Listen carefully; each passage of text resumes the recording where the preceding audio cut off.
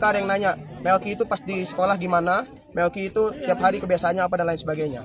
Ini bukan soal Melki, tapi banyak juga teman-teman BEM, teman-teman gerakan mahasiswa, teman-teman gerakan rakyat, civil society juga mengalami hal-hal yang sama. Ini bukan soal saya saja, tapi artinya ada yang salah dari konsepsi demokrasi sampai harusnya semua orang yang kritik, semua orang yang kritis, semua orang yang menyampaikan pendapat harus diintimidasi dan direpresi sampai segininya. Jadi ini himbauan buat teman-teman yang hari ini kritis, teman-teman yang hari ini berusaha untuk melawan, jaga diri masing-masing, kondisi kekuasaan makin mengkhawatirkan. Tadi bentuk intimidasinya apa, Bang? Ya, ibu saya di rumah didatangi oleh aparat keamanan, ada dari TNI, ada dari Polri, menanyakan ke ibu saya, Melki itu biasa balik ke rumah kapan, Melki itu kegiatannya dulu kalau di rumah ngapain aja, ibu komunikasinya gimana dengan Melki. Jadi itu berapa kali ditanyakan, termasuk guru di sekolah saya juga ada yang menelpon ke sekolah SMA saya, menanyakan dulu pas sekolah Melki itu ngapain gitu. HP saya juga sudah beberapa kali ditelepon oleh aparat keamanan gitu. Dan tapi tidak satupun dari ancaman-ancaman itu yang membuat kita gentar. Artinya kalau kita semakin banyak diancam, kita sudah di jalan yang benar. Hebat, Kaisang Pangarep yang merupakan anak presiden ini baru 2 hari menjadi anggota partai politik sudah bisa mengambil alih menjadi ketua umum PSI. Bukan cuma itu ternyata hebatnya, belum lama menjadi ketua umum, baligonya sudah terpampang di mana-mana. Kalau kami hitung-hitung, dari ujung selatan sampai ujung utara Kabupaten Rembang, lebih dari 30 kecamatannya ada. Setiap kecamatannya tidak kurang dari 50 baliho. Wow, fakta yang menarik lagi, biaya produksi dan pemasangannya lebih dari 1 miliar. Dari mana uangnya? Lalu siapa yang pasangnya? Kok tahu-tahu ada? Ini semua baliho tanpa izin. Tidak bayar pajak. Mentang-mentang anak presiden, baru 2 hari jadi ketua umum PSI, sudah pakai cara-cara seperti ini. Kami muak. Di sini, seorang gadis muda yang cerdas bersuara, mempertanyakan fakta-fakta yang jelas, nampak di hadapan kita. Sangat disayangkan, dia malah diintimidasi, didesak, dan diancam seakan dia orang yang salah. Indonesia negara demokrasi, bukan monarki. Kok bisa partai yang mengklaim partainya anak muda begini? Kolot. Melihat begini, saya semakin khawatir jika MK kekeh mempertahankan putusannya. Anak muda terus diajak ke arah politik kolot yang salah kaprah. Jelas ini semakin membuat kami muak.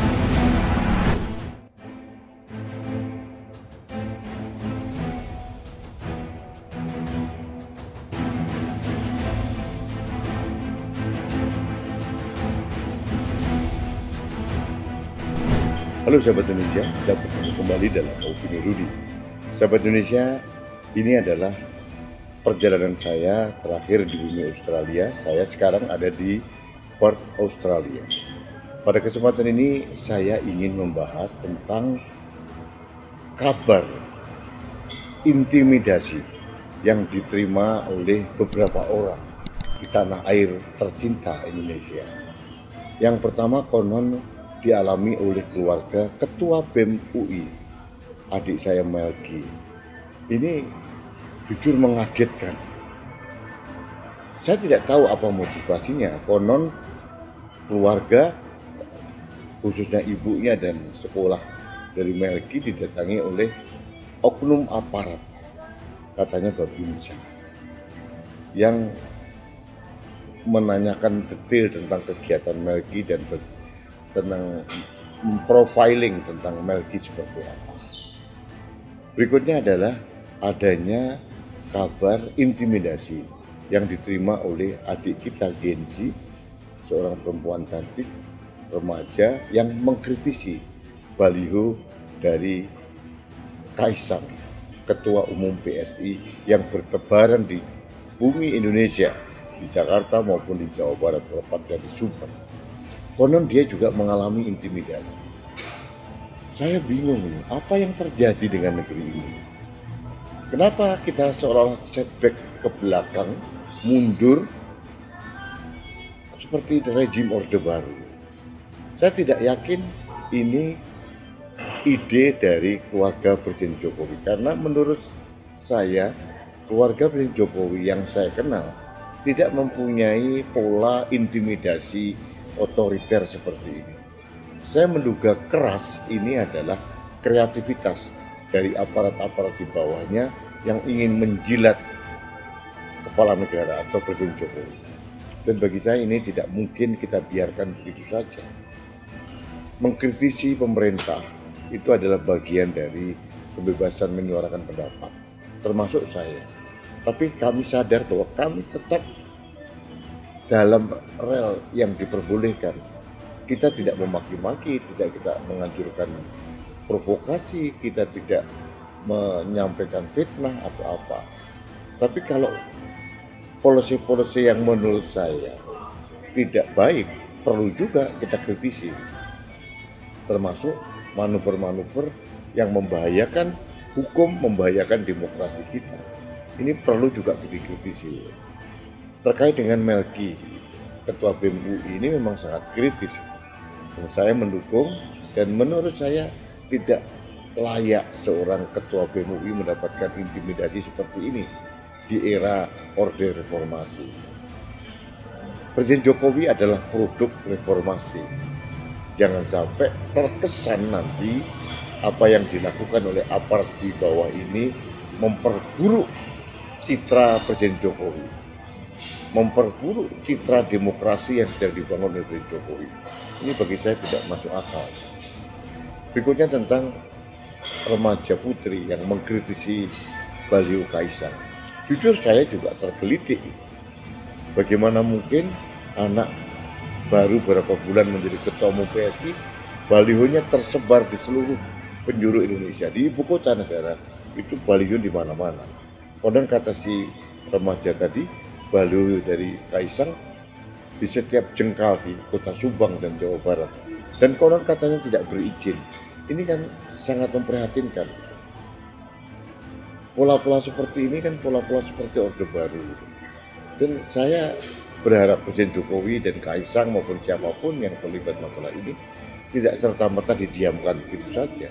Tidak boleh pemasangan baliho gratis tanpa izin itu dibiarkan, meskipun dia anak presiden. Dan biarkan juga siapapun mengkritisi hal ini, karena ini memang tidak layak. Kalau kita boleh jujur, perjalanan Kaisang menjadi ketua umum PSSI itu juga aneh. Hanya orang yang tidak waras yang mengatakan ini tidak aneh. Hanya waktu 2 hari dia sudah menjadi ketua umum PSI, kemudian balihonya tersebar di mana-mana. Jadi wajar sekali kalau ada orang yang mengkritisi hal ini. Jadi jangan dilakukan intimidasi. Saya katakan bahwa usaha untuk mengintimidasi siapapun itu tidak akan membuahkan hasil. Yang terjadi adalah memperburuk citra dari Presiden Jokowi dan anak-anaknya. Biarkan kami bersuara sesuai dengan konstitusi untuk menjaga Indonesia. Tugas kami, termasuk saya, adalah semata-mata menjaga Indonesia, tidak lebih dari itu. Kita tidak ingin jabatan, kita tidak ingin kekuasaan. Tapi manakala seorang Jokowi melakukan manuver-manuver yang menurut saya harus dikritisi, akan kami kritisi. Manakala institusi negara seperti Mahkamah Konstitusi digunakan bermanuver untuk menggolkan calon tertentu, ya kami tidak akan diam saja. Jadi inilah bagian kami untuk menjaga Indonesia. Tidak ada pikiran lain, tidak ada tujuan lain. Jadi biarkan kami bersuara dari bagi-bagi aparat pemerintah, siapapun dia, Babinsa, kepolisian, TNI, jangan justru memperburuk citra pemerintah. Jangan memperburuk citra dari Presiden Jokowi. Kalau hal ini dibiarkan saja, saya justru akan melihat bahwa ini akan menjadi kontraproduktif dan citra negatif bagi Presiden Jokowi dan keluarganya. Itu saja yang ingin saya sampaikan. Dan terakhir perlu sampaikan bahwa pola-pola intimidasi dalam bentuk apapun ini tidak akan menghentikan kami untuk tetap kritis dan bersuara dalam rangka menjaga Indonesia. Baiklah sahabat Indonesia, dari Perth, Australia, saya memberikan opini Rudi edisi akhir pekan. Terima kasih, salam hormat saya untuk Anda sekeluarga. Kita bertemu kembali dalam opini Rudi selanjutnya. Salam satu Indonesia, salam Pancasila, salam Indonesia damai. Saya Rudi Eskandar.